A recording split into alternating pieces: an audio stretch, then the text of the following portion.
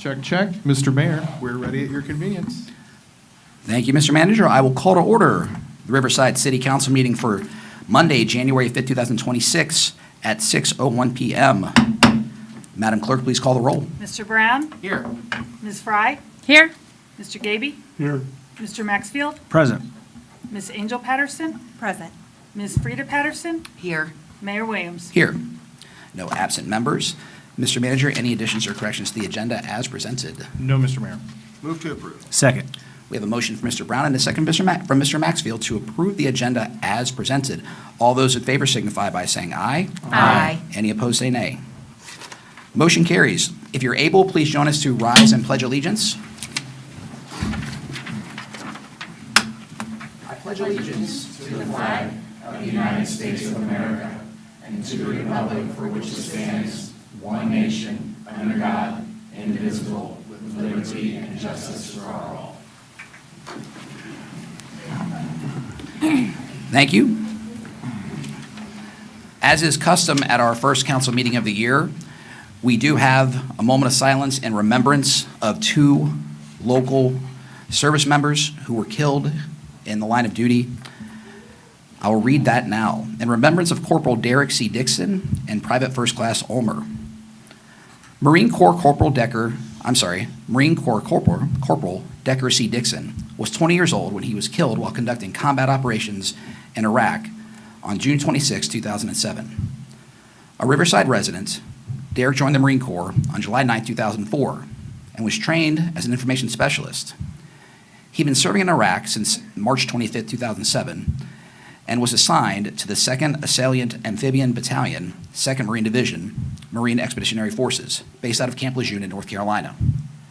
Corporal Dixon graduated from the Mountain Academy in June 2005, following his transfer from Stebbins High School in February 2004. While living in Riverside, Derek was interested in law enforcement and was active in the Explorers Post 763 as a teen. He made a point to stay in touch with his advisor, Officer Jeff Whiteman of the Riverside Police Department. Derek is buried at the Forest Hill Memorial Gardens and was given full military honors as a war hero, receiving the Purple Heart and other combat decorations as a result of his ultimate sacrifice for his country. Army Private First Class Laverne Ulmer joined the United States Army from Ohio and was a member of Company B, 1st Battalion, 9th Infantry, 2nd Infantry Division. On November 30th, 1950, his unit engaged Chinese Communist forces during a fighting withdrawal from the Kunu-Rai, North Korea, to Sucheon, North Korea. Private First Class Ulmer was captured during the battle and taken to a prisoner of war camp in North Korea. In 2005, a joint U.S.-North Korea investigative team recovered remains from a site near where the Puchkin Terigal POW camps had been located, and where two returning POWs reported Private First Class Ulmer had died. Advances in forensic techniques eventually allowed Private First Class Ulmer to be identified from those remains. He was returned home to American soil 65 years after his death. Laverne was buried on Veterans Day, November 11th, 2016. He was given full military honors at Willowview Cemetery between his parents, John and Helen Ulmer. Private First Class Ulmer is memorialized on the Court of the Missing at the National Memorial Cemetery of the Pacific. His name is also inscribed on the Korean War Veterans Memorial in Washington, D.C., which was updated in 2022 to include the names of the fallen. I would now ask for a moment of silence in remembrance of Marine Corporal Derek Dixon and Army Private First Class Laverne Ulmer.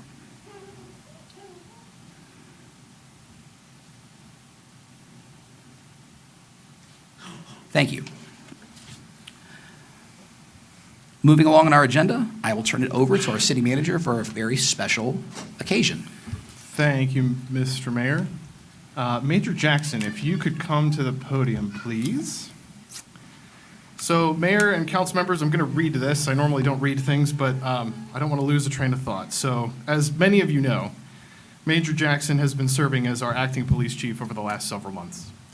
During that time, she has demonstrated effective and capable leadership skills in the police department. She set a clear vision for what our police department needs. She holds her staff accountable. She practices excellent communication, participates with her staff, actively leads on calls and behind the scenes, and has earned the trust of the entire leadership team. Major Jackson has 24 years of service with the city. She's risen through our ranks while continuing to hone her educational, professional, and management skills. She's the city's first graduate from the FBI National Academy and earned that distinction this past June, for which we are all very proud of her accomplishment. Given those achievements, and having watched her performance over the last several years and months, I believe she has the professionalism, instincts, character, and commitment to serve as our next police chief, and I'm pleased to appoint her to that role. Angie, congratulations on this well-earned achievement. I am delighted to have you aboard in this capacity, and I'm proud to have you as our next police chief here for the city of Riverside, and the mayor will be swearing you in.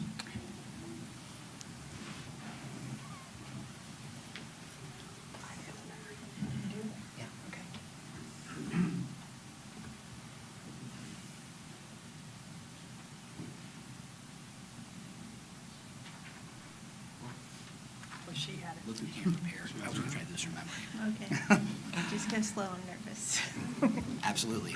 Okay, Major Jackson, please raise your right hand and repeat after me. I, Angela Jackson, I, Angela Jackson, do solemnly swear do solemnly swear that I will support the Constitution that I will support the Constitution of the United States of the United States and of the state of Ohio, and of the state of Ohio, and will obey the laws thereof, and will obey the laws thereof, and that I will, and that I will, in all respects, in all respects, uphold and enforce uphold and enforce the provisions of the Charter the provisions of the Charter and ordinances of and ordinances of the city of Riverside, Ohio, the city of Riverside, Ohio, and will faithfully discharge and will faithfully discharge the office of Police Chief the office of Police Chief upon which I'm about to enter. upon which I'm about to enter. Congratulations, Chief. Thank you.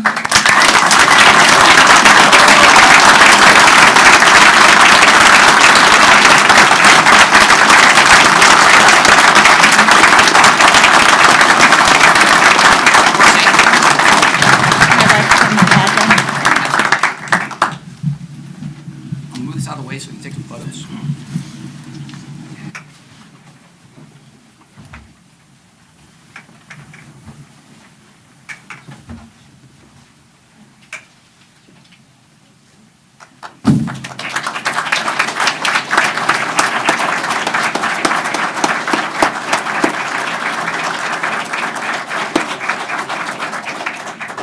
I'm very overwhelmed at how many people are here. And this is still very unreal to me. But, so 25 years ago, on January 3rd, myself, Sergeant Schmidt started the police academy. So we have had a long haul of that. And so during the academy, we had to do a ride-along. And my commander at that time said, hey, try to get a ride-along with Riverside. I did. I fell in love. And that love has grown over 24 years, 25 years. Not only for the community, but the people I work with. My family has supported me. And I didn't know that I would be in this position, but here I am. And it's from guidance from the people I work with and my family that have helped get here. I didn't know I needed to be here, but it happened, and I appreciate you all. Thank you very much.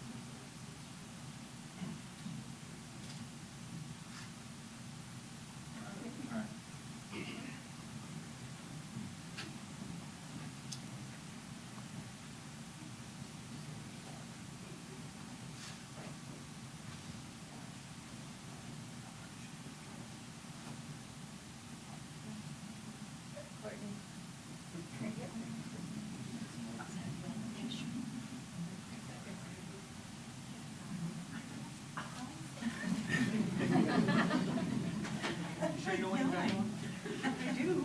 My mom paid them to show up anyways. Okay, everybody. Everybody. Snoop sheets. That's right. Cut to the chase. You're behind.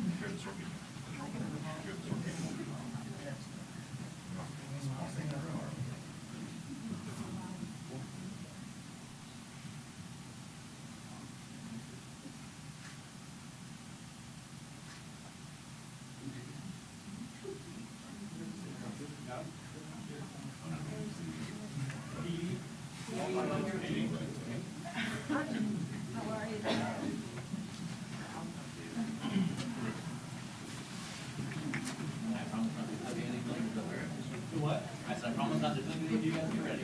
Don't fight for the right. I will fight. Fight is your word. You can't use the word spiteful to make police officers.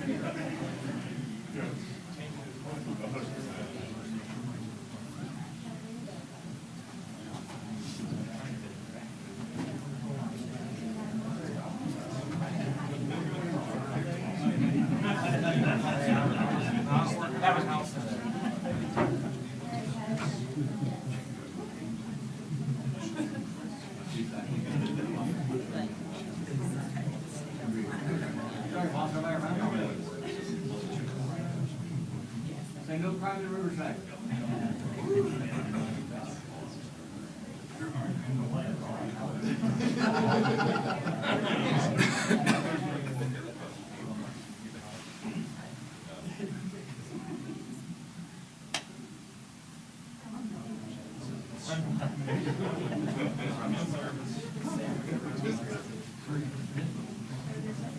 Take out the lobby. Everybody wants to migrate out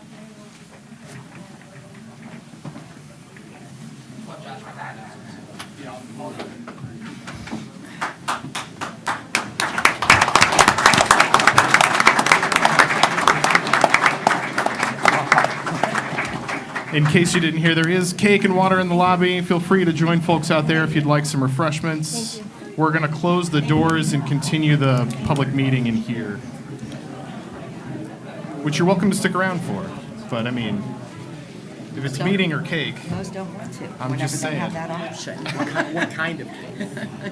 it's cakery cake. Oh, well, in that case, There you go. So, you know, So we can go. all right, we'll see you later. I mean, the sooner we wrap the meeting. Hand me that gavel. Right, right. We'll be pausing the lunch. Aw.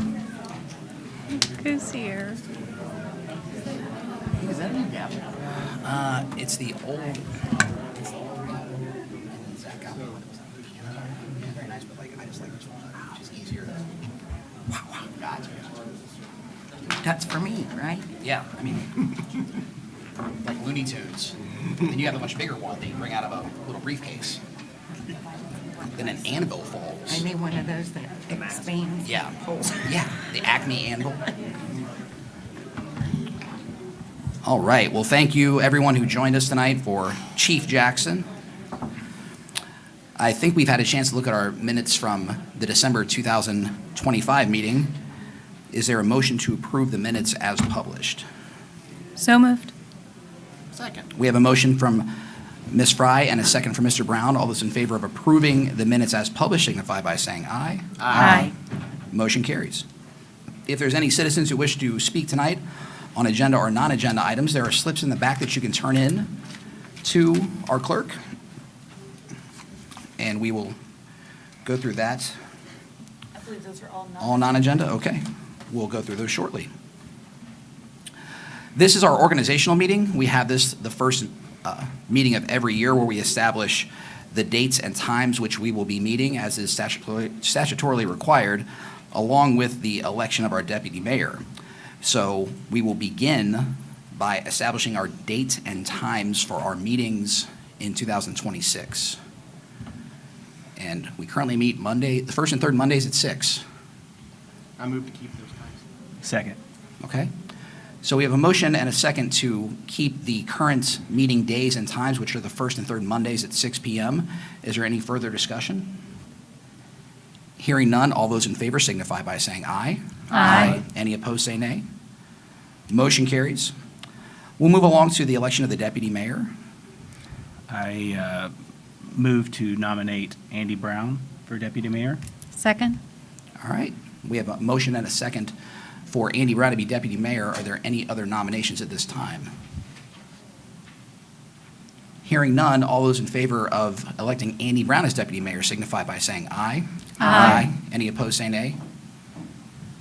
Congratulations, Deputy Mayor Brown. Thank you. Thank you Congratulations. for the nominations. Thank you. We just strapped a rocket to your back, I guess, Yeah, you know. getting this big push. Gotta start somewhere. Got to start somewhere. We'll move on to public comment for agenda items, of which I don't believe we had any turned in tonight. All the people who wish to speak on non-agenda items. So we will move in to unfinished business, of which we have an ordinance and one ordinance for unfinished business. So, Mr. Manager, ordinance 20-0-875 is our codified ordinance annual cleanup. What's the best way to put that? Correct. So this is, every year, we codify ordinances that we pass, or the council has passed during the prior year, or that the state has kind of handed down in terms of code changes for general offenses and traffic code. So what this ordinance does is it lets us update the online Muni Reg, or not, excuse me, not Muni Muni Code. Code, thank you. So the online code of ordinances will be updated following council's adoption of this ordinance. It basically says, yes, go ahead and make all those changes that were recommended by either the state or that the prior council adopted over the course of the last year. And we have this ordinance every Every year. first meeting to make sure that what we put out online and what we have published is accurate. Correct. Okay. And this is the Second reading. second reading, public hearing, potential adoption. So is there, do we have a motion to move forward on this ordinance? So moved. Second. All right. So we have a motion from the deputy mayor and a second from Mr. Maxfield. Riverside City Charter allows for an ordinance to be read by title only unless a council member requests otherwise.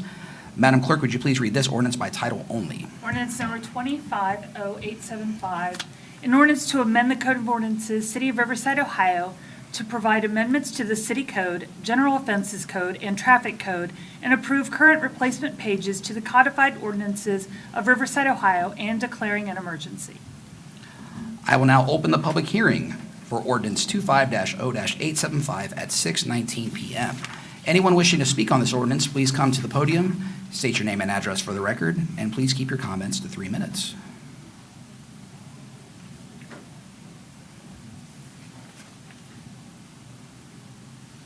Seeing no one and hearing no one come forward, I will close the public hearing for ordinance 25-0-875 at 6:19 PM.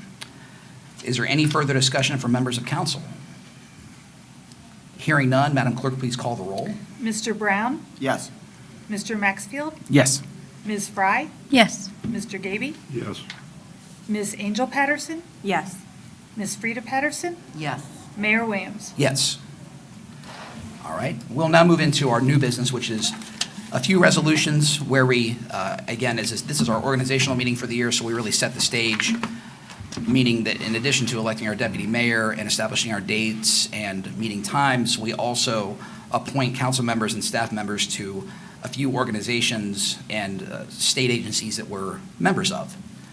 So the first resolution, Resolution 26-R-3071, is a resolution appointing members to the First Suburbs Consortium, which is a council of governments that we are a member of. And Josh, can I put you on the spot and have you and maybe Brenda, who has also been very involved, talk a little bit about this for some of the people who are joining us for the first time tonight as members? Yes, so First Suburbs is an organization that I believe meets on the fourth Wednesdays of the month, and it's typically all of the first suburbs, meaning the first ring of suburbs around the city of Dayton. So Dayton generally does not attend, but it's all of those suburbs typically appoint one or two council members to participate. Occasionally, the managers or administrators will go. A lot of what they talk about are items of regional importance, perhaps some state advocacy pieces. Typically, there's a discussion or a briefing from either a local nonprofit, another government agency, like one of the meetings I went to last year, County Public Health did a very in-depth presentation over in Trotwood. So it mostly is a way for organizations around Dayton, cities around Dayton, to share information, knowledge, talk about what's going on in their communities, and maybe try to figure out if and when collective action may be helpful for the region. I don't know, Councilmember Fry, if that Yeah. captures your experience, but There's also a big component of education. So Best it's, practices. yeah, there's, when there is something happening in the area, an example is when we were doing aggregation, they created a program around aggregation and what that means and what the value of pursuing that type of legislation would be. So regional issues and education are two big parts. I believe we typically appoint 2 members and 1 alternate. I think that's what we did last year. That's correct. The quorum, in order for the First Suburbs to conduct business, is that at least 1 member from each community is in attendance, and then they would be able to meet quorum. We do get 2 votes on the council, so having 2 people who can attend regularly is ideal. And Brenda, would I be accurate in saying that many times the people that are selected to be the representatives, you guys can coordinate with each other essentially on who can attend when? Correct. Okay. So, I know that my first meeting 6 years ago, I was getting all this for the first time, and I was trying to figure all this out, but I want to make sure that the members who are joining us for the first time tonight is on council, if there's an interest in, and we'll go through the other opportunities in a minute here, but if you have an interest, you can nominate yourself. I think as long as we can leave tonight having a good idea for who's kind of covering, I think between the 7 of us, who's covering different stuff, and it won't always just be that one person. I think having alternates is helpful, because many of us have daytime obligations or other obligations with family. So I don't want you to think that if you can't be at all the meetings, that you should just say that you can't do it at all, because I think we can always cover for each other and make sure that we have the right representation. But if there's any interest from anyone to be part of the First Suburbs Council of Governments, anyone here? Brenda, do you have any interest in continuing as one of the? So I was the alternate last year, Okay. and I would be willing to continue as the alternate. Okay. I believe Sarah is no longer on the council. She was one of our regular representatives, and Andy was the other one. I was a representative last year, and I thoroughly enjoyed being on the consortium, but unfortunately, it did go, I have church commitments on Wednesday night, so I really didn't want to put that above my church commitments, so I won't be continuing next year. Okay. Do any of our new members have any interest in possibly being a part of this group that attends on behalf of the city council? So these are evening Mhm. meetings for this group? Can we hear the dates and times of the other before, so we can make appropriate choices as to which we can I fill? think, yeah, I mean, I think, Katie, we could talk about the other ones I think that's, you could discuss it, and then yeah. make yeah. So Okay. that's a good idea. Thank you. So I'll just jump ahead to NVRPC, and then we also have the Turk, which I think Josh will mention, it doesn't have as heavy of a meeting commitment. well, it's just staff. Yeah, Oh, that's staff, I'm staff. sorry, you're right. Yeah. So NVRPC, the Miami Valley Regional Planning Commission, which is a very important group to not just the city, but to the region, they meet on Thursdays as well, but those are daytime meetings. Daytime meetings. Those are, I believe, 10 a.m. 10 a.m. meetings, and Sarah? usually. It could be 9, 8:30.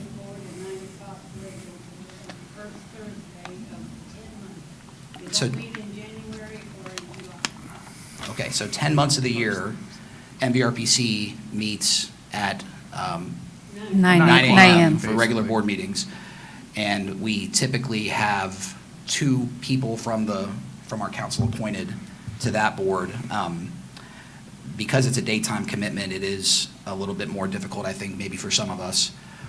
And then the Tax Incentive Review Council, which is the third one, that is one that we appoint staff to the economic development, last year it was the economic development specialist and our community development director. So MVRPC deals with a lot of transportation issues, a lot of regional planning issues. They meet Thursday mornings, first Thursday, and the consortium of governments for First Suburbs meets Wednesday evenings. Is it first Wednesday also? Fourth Wednesday. And that's so really, First Suburbs and MVRPC are the ones we have to kind of iron out, and I think we need 3 people for the first one and at least 2 for the second one. How that falls into alternate versus primary, I think that can be something that the people that end up serving can work out, but I think that we're open for discussion. I would like to serve on MVRPC. Okay. I'm sorry, I missed that. You would like to? Mhm. Okay, thank you. Sorry. I'm available for the First Suburbs. Okay, I would like to be an alternate for MVRPC. That's great. Okay. So we have currently 2 people interested in MVRPC, and How many do we need for each again? I'm sorry. we need at least 2 for MVRPC. If we have a second alternate, that's good too. I can be an alternate Okay. for that. All right. And I can also be one of the main for the First Suburbs then. Okay. I'll pick that up.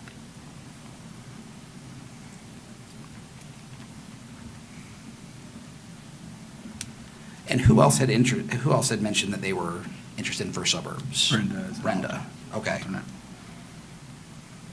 So just to read that back, I've got Angel and Frida for First Suburbs with Brenda as an alternate. Yep. And then for MVRPC, Brenda, Frida, Andy as an alternate? Mm-hmm. Okay. Okay. Although I know that on the form, MVRPC just has 2 slots. Oh, that's fair. Yeah, and Gotcha. it was Brenda and Andy.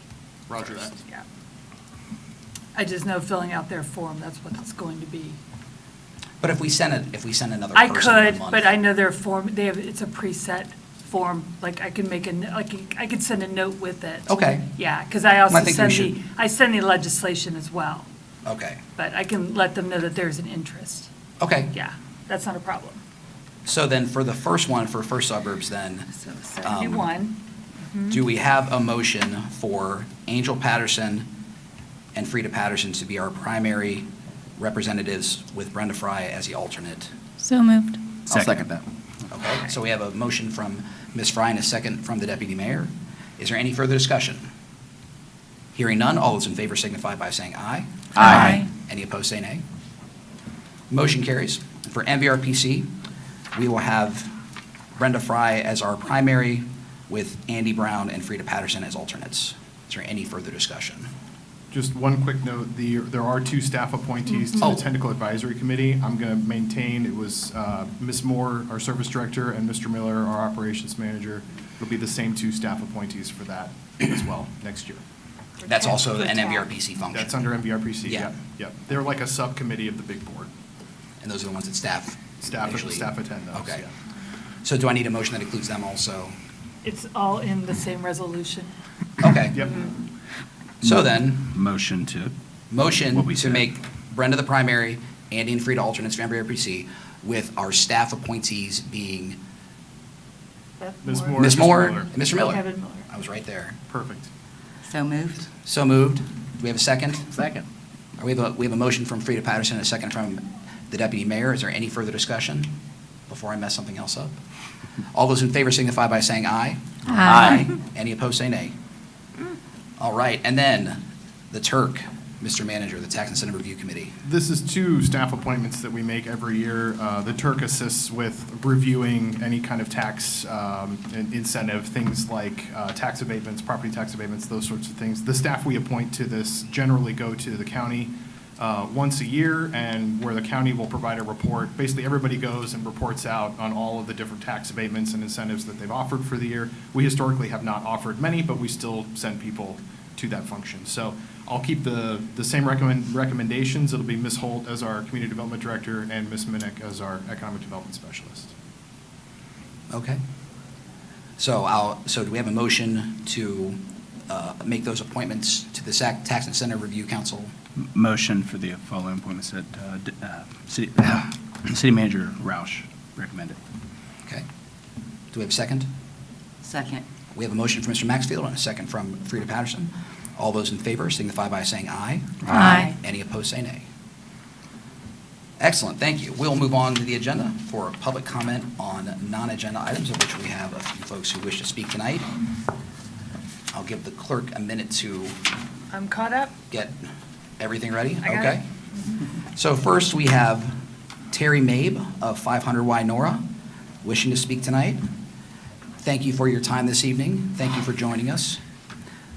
If you could just state your name and address for the record, and please keep your comments to 3 minutes. Thank you again. Good evening. My name is Terry Mabe. I live at 500 Wynora Avenue, and I am a citizen of Riverside, and I am here to plead with all of you about the storm water fee. I understand that it's going to be there. I'm just concerned about the 1, 2, 3 tier and the amount. I'm praying and hoping that you all take a second look before you take a final vote on it, whenever that may be, on the amount. I hope you relook at it and just understand that there are a lot of people that, I'm on the 3rd tier. It's a lot for me. And I'm just playing, take a second look and see if there's some way we can lower this and maybe revisit it in a couple years to see what else we can do. Thank you very much for your time. Thank you. Thank you.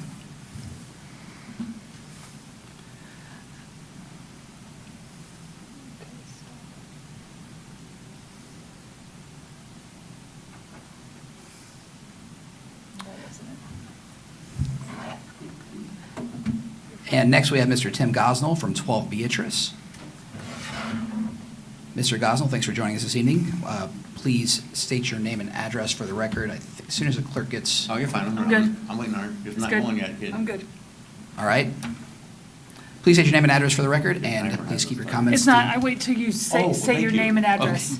Okay. Okay, I got you. Tim Gosnell, 12 Beatrice Drive. I think you've heard from me a couple times, maybe in the last few months, about stormwater. Wanted to address the council again tonight. I know that in 2 weeks, we're going to look at it and really delve deep into it, hopefully. I did ask for information on tiers and amounts in tiers and businesses, and was told flat I could not have it. I have made that a FOIA request. I formally requested it. I'm being told by the law director that I'll have it pretty soon. Guys, I am not trying to be unreasonable. I understand, Pete. Thank you for your information that you put out. You know, we're doing this on Facebook. I didn't want to do that, but I was told I couldn't be doing the meeting. So 3 minutes is not fair. I can't get it all in. But I'm going to look at the tiers, going to look at the amounts. And I'm asking the new council members and the old council members and you, Mr. Mayor. Take a look at it, guys. Come on. It's too much. It's too high. It's too, whether you agree it's exorbitant or not, and maybe exorbitant's not the right answer, but it's a lot. And kind of like Terry said, maybe we could look at coming in at a lower fee, a few years, see how it works out, see where we're at. Right now, today, we're at nowhere. Well, that's a lie. We have stormwater maintenance now, but it's coming out of the general fund.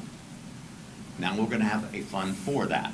So if we need to bring in folks who know how to manage that fund and train our folks on that, that's fine.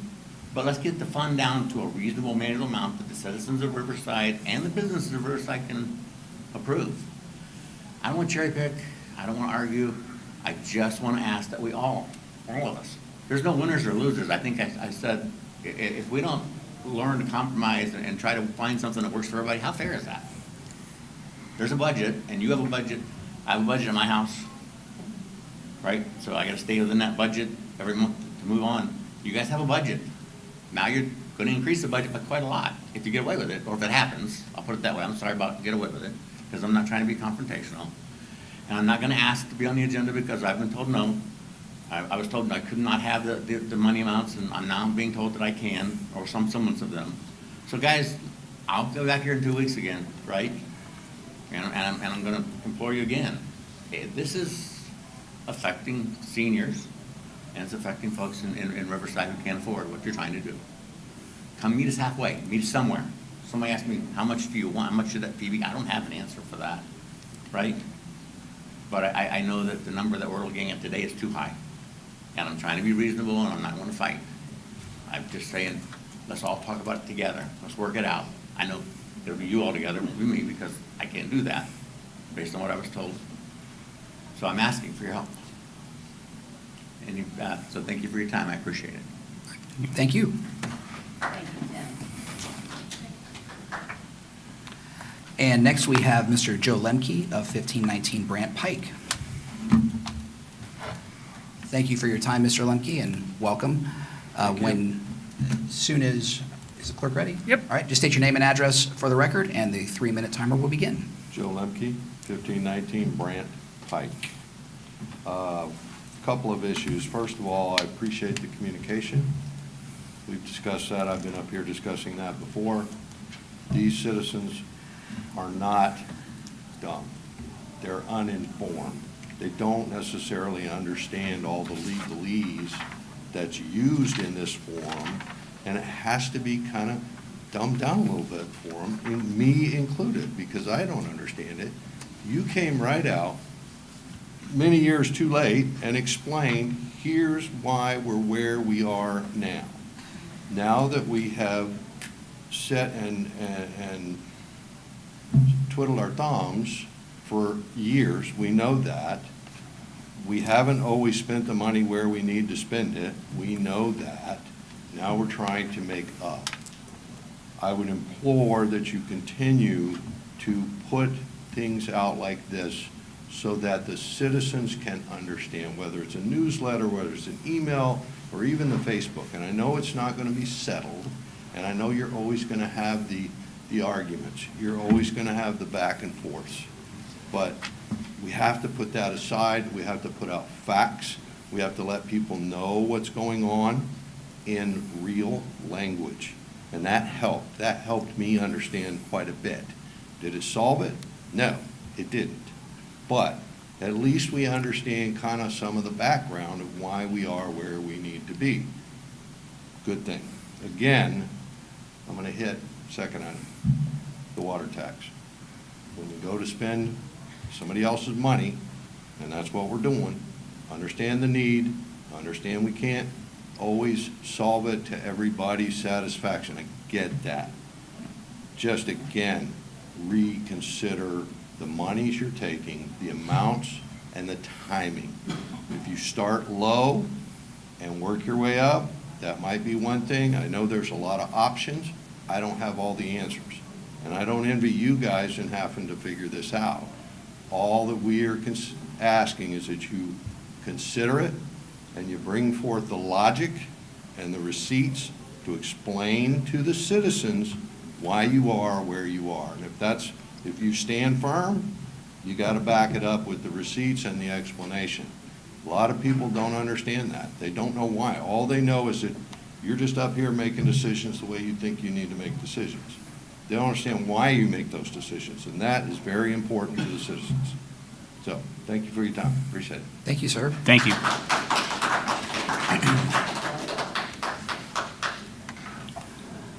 All right, we'll move on to our discussion items, and I will turn it back over to the city manager. Thank you, Mr. Mayor. I'm operating my 25 screens back here. I apologize. Too many screens, see? Yeah, entirely too many. Okay, so the first item, just very briefly, is a quick update on Spinning Road. As folks may recall, I'm going to pull up a Google map here real fast. So last year, the state made grant dollars available to communities that were interested in doing sidewalk projects. And specifically, they scored projects that helped fill in gaps where sidewalks do not currently exist. And we applied for and received grant money in order to fill in a gap, which is here on the south side of town. This is where Eastman dead ends into Spinning. And you can kind of see how that sidewalk just cuts off and terminates there. And then if you follow it south, a couple blocks, you get past Fire Station 6, past Scheller, and it starts up again. So this was an ideal candidate for these state grant dollars because it's only a few blocks long. It's gap funding meant to connect up this sidewalk. If you go a little bit farther south, you'll hit the bike path. So it already has some accessibility to the path to Carroll and other businesses and uses on Linden. If you go farther north, That's where the old Kroger is, and where folks are talking about maybe proposed development up in that area as well. So there's a couple different reasons where the connectivity is important and leveraging those dollars is important. The wrinkle is, the total project cost is about $380,000. The state is funding most of that. Our local match is just over $33,000. So it is not something I can approve by myself because it's over $25,000. What I intend to do is to come back to you all at the next meeting in January with a resolution authorizing me to go ahead and accept these funds and spend that amount. We would spend that $33,000 on the engineering to get this project done, and it would go to construction then probably in 2028. But it basically, once the council adopts that, we're pretty much on a path to go ahead and get that sidewalk completed and constructed. And there's no cost to residents or anything through this grant with the sidewalks? No, there's no like an assessment or anything? No. Yeah, No okay. assessments. It's all basically completely paid for by the state. Our local cost pays for part of the engineering. Great. So. And the sidewalk, as you continue north, takes you all the way to Beverly Gardens, all the way to, really, we're spinning dead ends into the Air Force Museum. Correct, yeah. We have a lot of students that walk that path to Spinning Hills or to Carroll and Yeah, this things is like a that. very, and East State Christian. Yeah. There's a lot of connectivity that will occur by that one link of the chain being created. Will we notify those residents that it will affect? Because there are some houses that it will affect as far as with construction there, right? Yeah, at this point, I don't know that any right-of-way will need to be acquired. Well, that's one of the things we'll answer for engineering, but yeah, certainly as a courtesy, Yeah. we will be out in front and let folks know, hey, this project is likely to come down the pike here and folks won't see any dirt move probably for a couple more years. Right. But we'll be out in front with what's being planned. Okay. Now, someone who's not sure how this works yet, so our city match of the 33, what funding would that come out of? It's a great question. So there are a couple of different places where we can take that from. We have general engineering dollars that are in the street fund, which can pay for streets or sidewalks, transportation-related infrastructure. We also have some in the general fund. One of the questions I'm going to get with staff and answer here over the next 2 weeks is where the best source of that money is from. We have budgeted for it. We budget for general engineering expenses every year. This is kind of one of those typical projects that we would determine needs to be done and bring to you all for approval. But I'll have a specific answer for you by the time we have our next meeting. Thank you. All right. Any other questions for the manager before we move on to the next topic? All right, land use code. All right, so the land use code, also known as the Unified Development Ordinance, is something that we being staff, residents, the city, stakeholders, have been diligently working on for quite some time, going all the way back to our comprehensive land use plan. I do have Ms. Holt here with us this evening, as well as Mr. Todd Kinski, who's with ZoneCo. ZoneCo is the consulting firm that basically rewrote from the ground up our entire land use code, unified development ordinance. And so I will turn it over to them to kick us off on a quick update, just to introduce this, and then this will become another item that we discuss at the next meeting, and then at additional meetings if necessary. So take it away. Let me pull up the PowerPoint, though. Can you tap that mic real quick? That's the one. Okay. All right. Well, good evening, council, residents. We are going to give you a brief update on where we're at, but we would be remiss to talk about our Unified Development Ordinance, our UDO zoning code, without talking about where we started. And where we started in 2021, when we began the process of updating our comprehensive land use plan, which the last update and adoption of that plan was in 2005. So we took 2 years to work with our community stakeholders, putting together a steering committee, having several meetings at the preschool gym just around the corner, and put together a new comprehensive plan called One Riverside, because that was the goal, to bridge our various neighborhoods and groups and communities. As you can see, our communities is an island, and have a vision that encapsulates our community into one vision of Riverside. And that is the basis of our plan and our code as we move forward. And one of the key takeaways that came out of that vision was to completely rewrite our zoning code. And fast forward to where we are today, we are working on that code as we are now. And that also took the effort of many of our residents, some of them I see today who were involved, whether that was being involved in deciding what that approach to our code was. We had 125 people respond to a survey to find out what approach that code. So we decided of a hybrid code approach, and I'll have Todd talk more about that. We spoke to our third graders, the people of the future, about what that code would look like, what our community needs to look like, where we should have housing and businesses, even some high schoolers, our Teachers Academy, and had open houses and surveys, so people giving responses online and virtually, coming up with over 3,000 unique comments, whether it was talking about the housing types or urban agriculture or fences. So we got a code that really reflects the Riverside that I want to see today and in the near future. So I want to thank all of those people who were involved in the 4 steering committee meetings we had, our planning commission, spending hours and hours, literally hours and hours at the 4 meetings that they had in the work sessions to get to this council meeting today. And now I'll pass it over to Todd. Well, good evening, council. I've had the pleasure of working with your staff for over a year now, and it's been a very good process. But early on, there was a decision made to adopt what we call as a hybrid approach to writing zoning codes.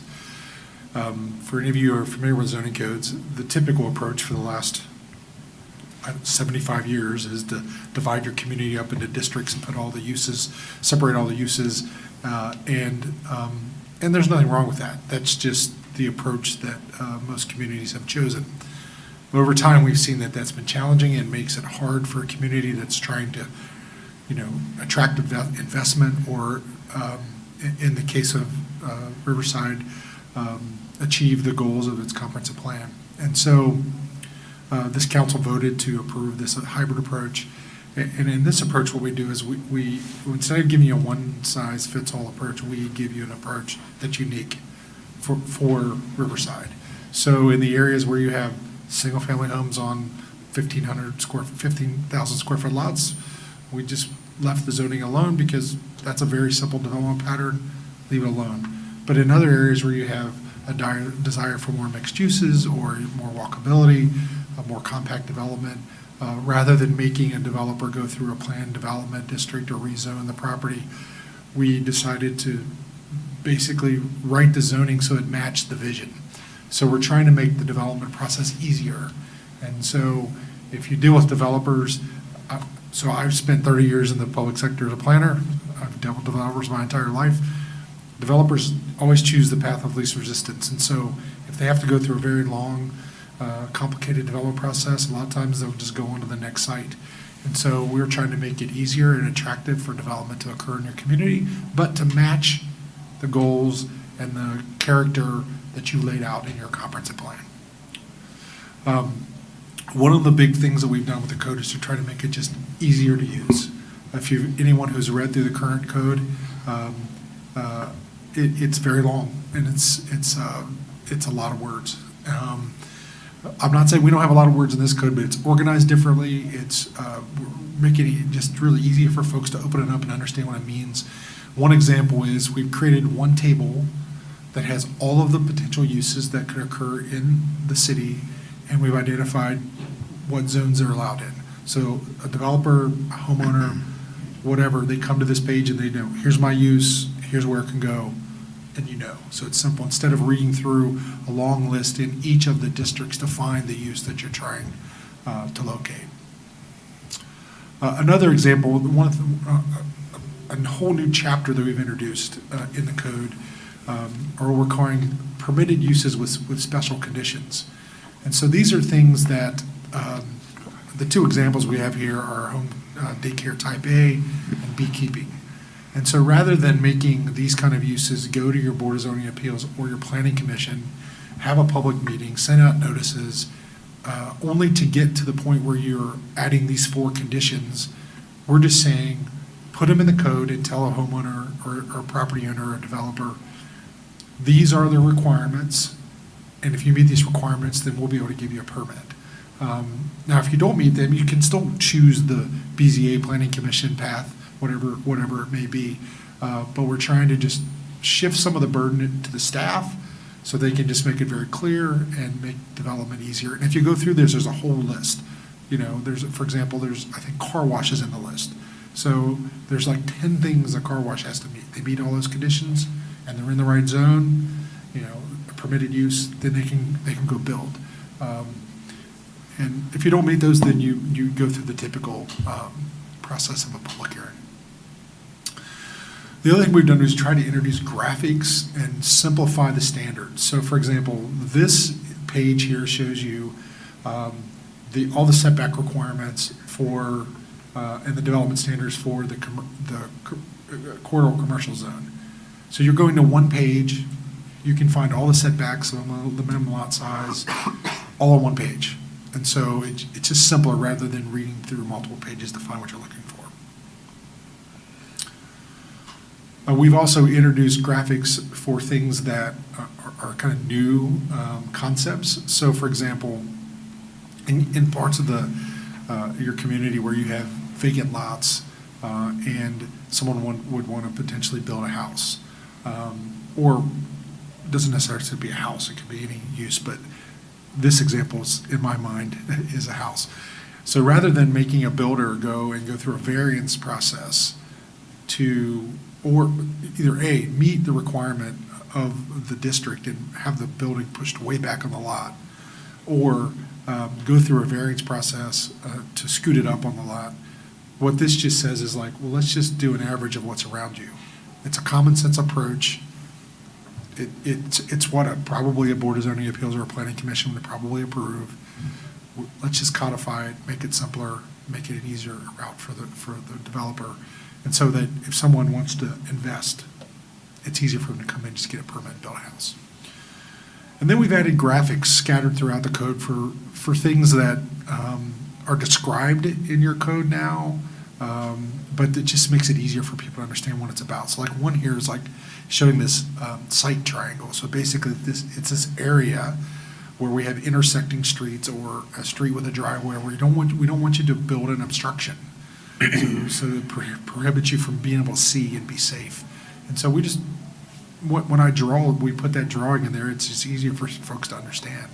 And then the bottom one shows like a sign, like when you tell someone what a monument sign is, like people have an idea of what it is, but then we just draw a picture of it, like this is what a monument sign is. So things like that scattered through the sign code, for example, and other parts. There's some really good drawing or illustrations that are in the definition section to show you like, you know, where the various yards are, front yard, rear yard, side yard, what happens with, you know, lots that are not square and how you figure those things out. So those things are scattered through the code just to make it easier for folks to use it. So anyway, this is your first consideration of this.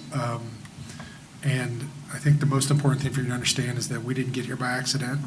We've been on a very deliberate path, and we've had a lot of community involvement. And what I've said to your Planning Commission is that, in my experience, there's been way more community involvement in this process than you typically get in a rewrite for a zoning code. Zoning can be boring, can be very complicated. Boring? Well, not for me and you. Not for me, no. Yeah, to the average citizen who doesn't deal with zoning or hasn't ever had a problem with it, it can be a strange, you know, kind of science.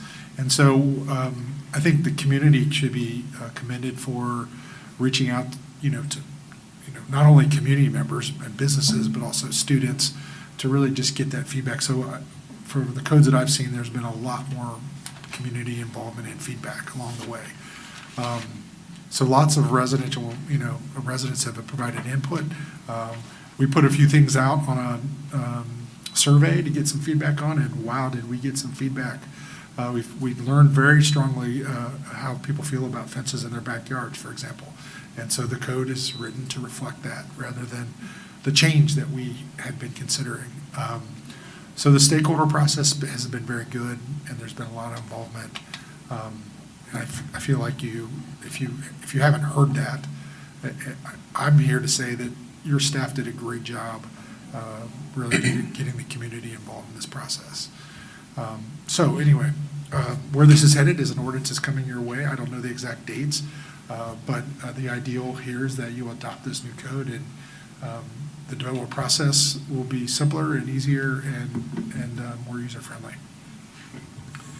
And I'll say, then we will work with our staff and have a transition plan, work with the community, communicate those changes, and a whole education campaign and communication campaign with residents and businesses.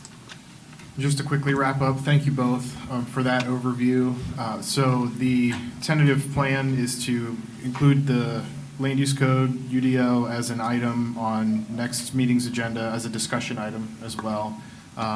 We are available, between now and then to answer any questions that anybody on council has.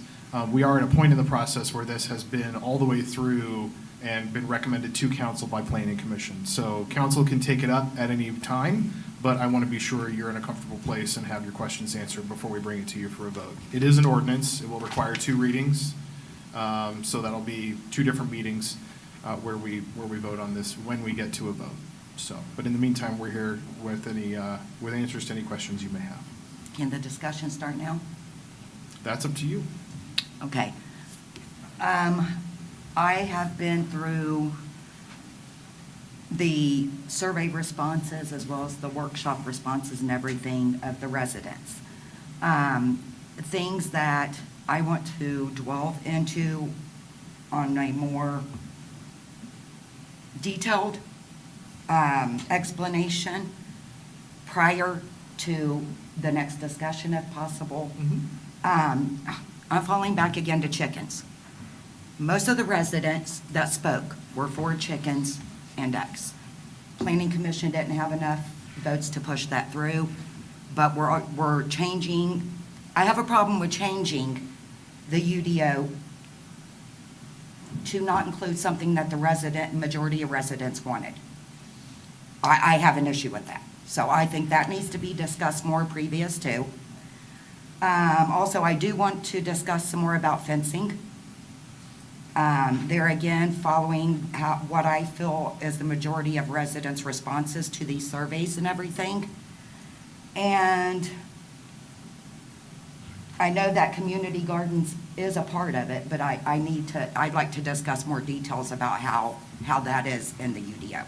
I've went through it, and it's still, as someone who's not been into zoning, not been into this type of things, even the new one to me is still kind of hard as a resident, just as a resident coming in or going on that code to understand it. I know it's probably going to be impossible because of the legalities with it to make it very simplified for residents. But I just want to make sure that before I vote on it, I have a clear understanding of those items that I mentioned. Because although, obviously, we have to keep our city going. That's, that's no question. But in doing so, with the types of surveys and workshops we had, I think we should follow 100% what the residents wanted, the majority of the residents. If they took their time to go online, or they took their time to come into our workshop and answer, the majority should be heard and should be followed. Thank you.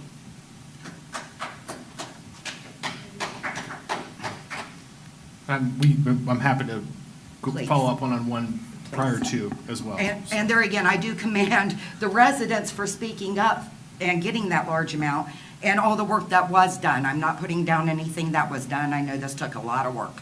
So I do appreciate that very much. Yeah, I know I've said it at planning commission meetings, but the amount of credit that NIA deserves for this whole process. Agreed. And then having to put up with me at the same time is really a monumental task. I came on council 6 years ago, and I think my first couple months, I started needling about the zoning code. Best practices are that a land use plan and a zoning code is updated every 5 to 10 years, and we were like 17 years expired. So I said, like, the milk here won't just make you sick, it'll kill you. That's how out of date we are. And when Josh came on board and with Naya here, they really jumped into this, and we brought in experts like Todd. And even with all that, it's taken a lot of time to get us all the way to a new code. It doesn't mean we're perfect, doesn't mean that we can't also tweak what we're looking at, but it's been an enormous amount of work for Naya in addition to the other stuff she has to do for our city. So we certainly are so appreciative to her. And I know I've said that at planning commission meetings, but I'm happy to say it again tonight on the microphone. Okay, and then the always brief other items. Just one thing, starting next week, January 12th, Rumpke will begin collecting only from trash containers that have Rumpke written in their logo, their container on the side. Go ahead. Josh, who do residents contact if Republic still has not picked up trash cans? Yep, feel free to call City Hall, and you can use the extension to dial into public service, or you can email either Beth or Michaela directly, or utility billing at riversideoh.gov, and that email will get routed to them for follow-up. Majority of my neighborhood. Yep. No, I mean, we had some on my street, too. The long and short of it is, if Republic does not come back to collect their cans, Rumpke will take them, just flip them upside down, write trash. This is all going to be posted. Okay. Flip them upside down, write trash and on the top of the can, and Rumpke will haul it off for you. Republic's contractor had some hiccups with what they were and weren't picking up, is the long story short. But at the end of the day, if you have any questions, feel free to give us a ring. It's 937-233-1801. That's the City Hall line. It's option 2, or utility billing at riversideoh.gov. But I do appreciate everybody's patience through this process. Anytime you change trash haulers, it is not an easy undertaking. I will say that Rumpke, they've been in here a lot. They were actually in here today, just doing some quality control, quality assurance stuff, checking in with folks, trying to make sure that everything was going as good as they can control, and trying to be a partner in this whole process. So we're certainly appreciative of that as well. That's all I have. Okay, excellent. Well, this is the part of the meeting where we kind of go around the bend and we do a council member discussion. If anyone has any comments they'd like to share at the conclusion of our meeting. And I'll keep the previous practice of going around the horn, but I'll start to my right and I'll start with Ms. Frida Patterson. The microphone is yours. I just want to publicly thank those who supported me in the election and put me in the seat, and hope that I do well for you. That's my plan. Thank you. All right, welcome aboard. Thank you. Deputy Mayor Brown. Well, Happy New Year, everybody. Hope everybody had a wonderful 2025 and a good Christmas season. And I want to publicly thank Jesse and Brenda for your nomination for me for deputy mayor. As a guy who came into this 2 years ago with no experience whatsoever with local government, to get elected to city council, and then 2 years later be elected as the deputy mayor for this city, it's really humbling and an honor. So I appreciate that, and hope to serve well in the position. And that's all I got. Thank you. All right. And Ms. Angel Patterson. I also want to thank the community for giving me the opportunity to be up here, and I'm excited to see what we can accomplish together. Thank you. All right. I want to, again, congratulate Chief Jackson. It really is an honor to be able to swear in such a worthy, not only candidate for that role, but great representation of our community. And she's been nothing but the absolute definition of professionalism in every interaction I've ever had with her, both here in council chambers or out in the community. And I'm just so happy for her personally, happy for us as a community to have her as our chief. I've had a practice the first meeting of the year since I've been mayor to just read a small portion of a prayer that was written for George Washington when he was inaugurated president in 1791. It was written by the first Catholic Archbishop of the United States, and that was Archbishop John Carroll, which is also the name of a school in our community where I might have gone years ago and might work now. I'm not going to read the whole thing, but the parts of it that I do like, it talks about what we pray for each other. And I pray for the 6 members of council up here with me tonight, that the light of divine wisdom can be directed on our deliberations, directed on our proceedings, and framed in our rule and our government, and that we tend to be those who preserve peace, promote national happiness, increase industry, sobriety, and useful knowledge. May we perpetuate the blessings of equal liberty and discharge the duties of our respective stations with honesty and ability. So thank you to the members of council who have chosen to serve. I look forward to a great year with you, and I go on to Mr. Maxfield. Echo what Mayor Williams said in regards to Chief Jackson. Even though she is not an official resident of Riverside, she is about as close to a Riverside community member as can be. She truly is passionate about this community, and she scares the heck out of me too. So she. You said when she was awesome. Oh yeah. So no, she says goes, everybody. She truly cares about the citizens of this community, and cares about this community as a whole. So we've got a good one. And as you've seen, as everybody who showed up here, the law enforcement community really values her as well. So we're lucky. Congratulations to our newbies.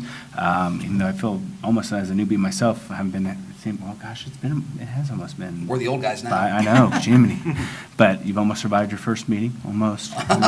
So congratulations, and look forward to all the work that we can do over the next few years. So, but other than that, I'll turn it over to Brenda. Nothing for me tonight. There's no blood drives coming up? Not until the end of the month. Okay. All right, well, stay tuned, I guess, everybody. There'll be a blood drive later this month. And then on to Mr. Gaby. I just want to thank the community for the opportunity that you guys let me come to represent the residents of Riverside. And I hope you hold me to that high standard that I listen to each and every resident of this community. Thank you. Hear, hear.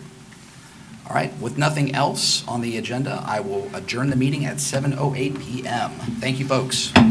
Sorry, guys.